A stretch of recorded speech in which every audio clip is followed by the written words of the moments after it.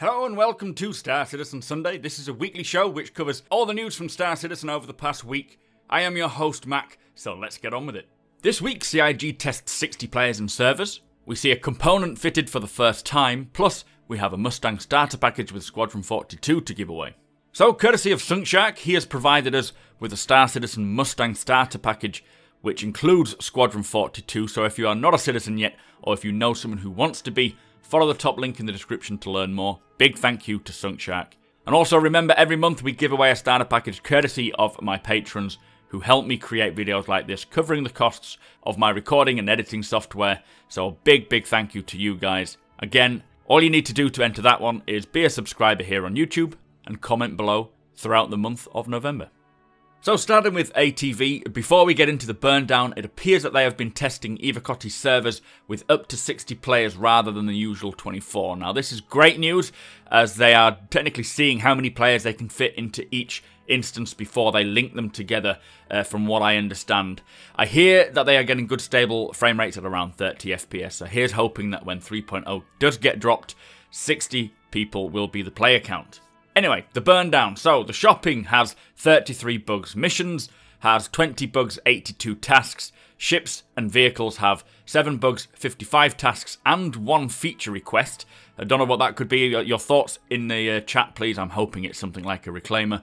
Traversal, 2 bugs, 15 tasks. Mobiglass, 20 bugs, 54 tasks. And performance and stability, 63 tasks.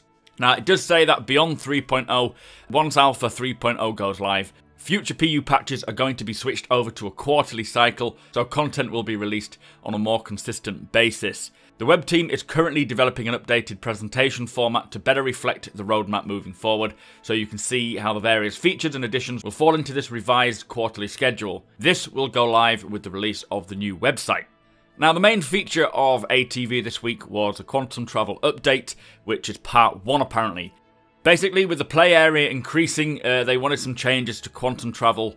They want distinctions between short jumps, which is, say, around Earth to the Moon, and then long jumps, which could be, say, Earth to Pluto. Short jumps need to feel like a little slower, as you don't reach the quantum travel speed, or the top quantum travel speed. They want to have a better ramp-up feel to quantum travel as well. Now, wherever you choose to jump to, you'll get a nice smooth ramp-up, which is based off of your distance. The further you travel, the faster you go, and this will determine which visual effects you get as well. So going at full quantum travel, you'll get that tunneling effect. If not fast enough, you'll just get a slightly lesser visuals. Chris Roberts wanted more visual effects for this, so to make it feel a bit more Star Trek-y, a bit more Hollywoody. So residue will start at the front of your ship and build up. Then you'll get a bang effect when you enter the quantum travel top speed, and then residue will move to the back afterwards and float away like we saw on the demo at CitizenCon. This is using the GPU particle system. They want to add more colours to the effects, different quantum travel effects for spooling, entry, travelling, and then the flash, which is your exit effect. And it does look very Star Trek-y. They've definitely achieved that. I think it looks very cool.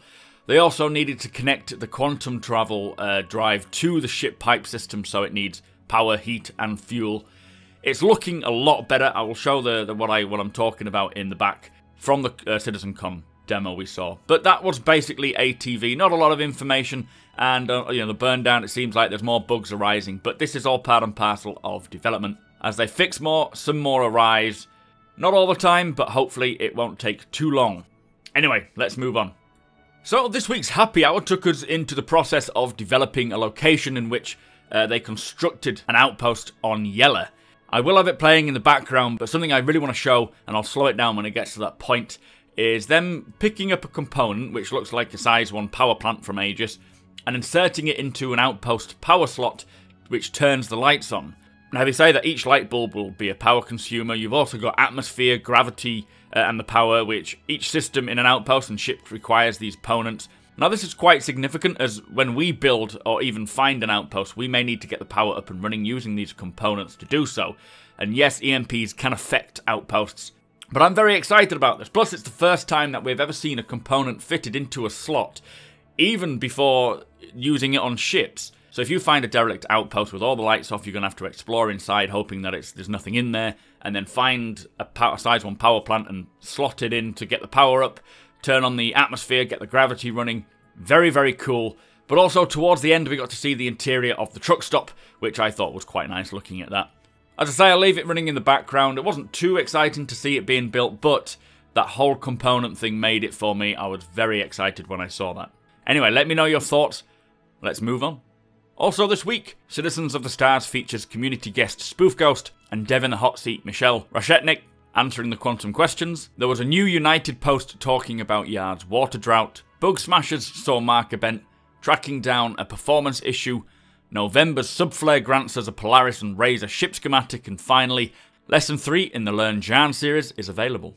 So that brings us to the end of the show. Thank you so much for watching. A big thank you to the subscribers and the patrons as you make this possible. Make sure you hit that subscribe button, follow me on Twitch, Twitter and Instagram, and I shall see you next time.